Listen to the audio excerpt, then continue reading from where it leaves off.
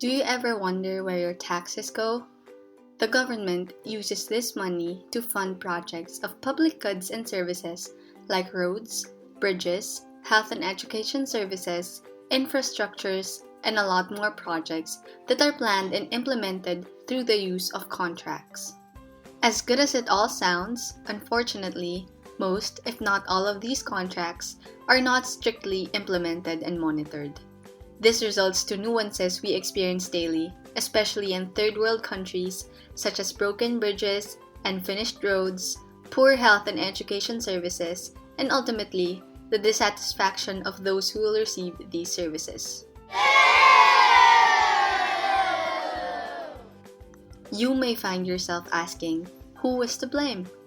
But instead of merely pointing fingers, the real question that we should be asking is, as citizens, can we do something about this?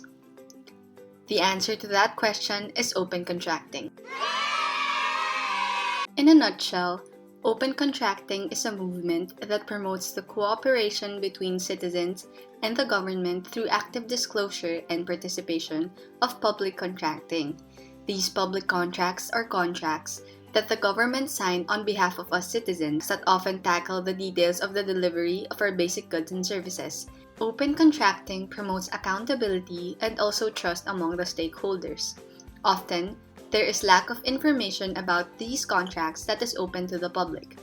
As a result, many of these contracts are not properly managed, and citizens do not benefit from these investments. Through constant monitoring, reporting, and concrete actions and responses to detected problems, the proper execution of these contracts is ensured. All of this collaborative effort ultimately leads to better government and citizen relationships. What is the process of open contracting?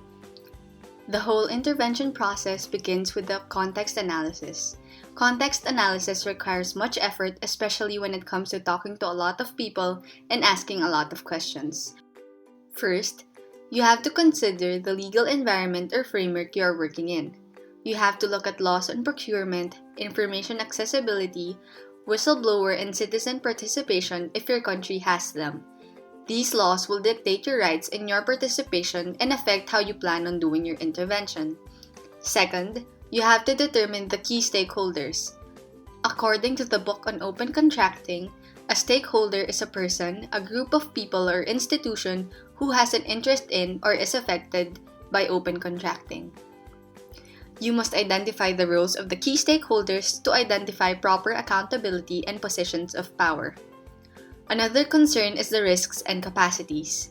You must manage and analyze the potential risks related to the intervention so as not to hinder the success of the open contracting. You must also know your capacities, such as knowledge, tools, and resources such as funding, in order to effectively plan your open contracting intervention and participation. The next step in open contracting is constructive engagement. It is important to establish rapport to set a constructive engagement with the interested stakeholders. This is where the first meeting comes in, along with first impressions. It is important that you identify the details that need change or improvement without giving off an attacking or aggressive vibe. In line with this, you should not be asking for information or documents just yet. The purpose of this is to build a sense of collaboration and trust that will benefit all the stakeholders. The next step is monitoring, analysis, and reporting. You must first participate and monitor in the whole contracting process, from its planning to its execution. Identify errors or problems that arise, and analyze this data. Reporting is all about giving your findings to an agent that can affect the necessary changes. First of all, this requires for data and other information gathered from monitoring to readable and understandable before it is disseminated. You must send out reports during the right time and must also remember to follow up on these reports to ensure that changes are going to be made.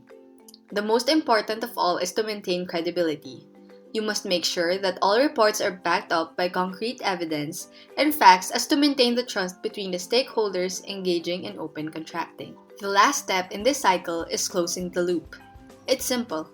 All the monitoring and analysis will have been for nothing if no concrete actions are done in response to the identified issues or problems. This requires an understanding of the incentives and capacities of the stakeholders involved. Fostering an atmosphere of trust at the early stages of intervention can also greatly contribute to greater chances of concrete actions being done. One cycle within the cycle is tracking progress and impact. With this, you will know whether or not you are effectively and efficiently achieving your objectives. This requires constant learning to optimize your efforts. Why do we need open contracting, you ask? This is crucial to eradicating the graft and corruption in our country, especially in third world countries. In a society where we believe in collectivism, complete transparency is needed so we can understand each other better and help the government create projects which really cater to the needs of the people. This will also help us work towards one goal: a progressive country void of all graft and corruption in all the different sectors of the government.